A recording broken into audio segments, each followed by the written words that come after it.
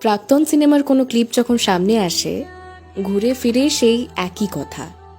Adjustment মানে আমার কাছে হেরে যাওয়া নয় দিদি ভাই, আমার কাছে অ্যাডজাস্টমেন্ট মানে সুন্দর করে বাঁচা।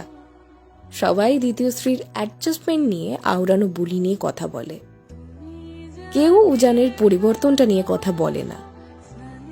যেই মানুষ বউয়ের জন্মদিনের দিন ট্যুর রাখে, সেই মানুষই আবার দ্বিতীয় স্ত্রীর জন্মদিনে মাঝপথে ট্রেনে গিয়ে সারপ্রাইজ দেয়।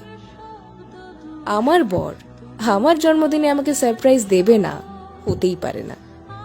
এই কথাটা বলার মতো কনফিডেন্স যখন একটা সম্পর্কে আপনার থাকবে, তখন আপনি আপনাতেই পারবেন অ্যাডজাস্ট করতে। আপনি কতটুকু দিলে জীবন আপনাকে কতটুকু ফিরিয়ে দেবে, সেই সব হিসেব তখন আর করতে হয় না। প্রেমটাও ঠিক তাই, সংসারটাও তাই। একটা জন্মদিন, একটা অ্যানিভার্সারি, একটা স্পেশাল ডেট, একটা নাইট আউট, একটা উইকেন্ড প্ল্যান করতে হবে উজান। It's always about priority. When someone is making you the priority, adjustment is not a difficult thing there.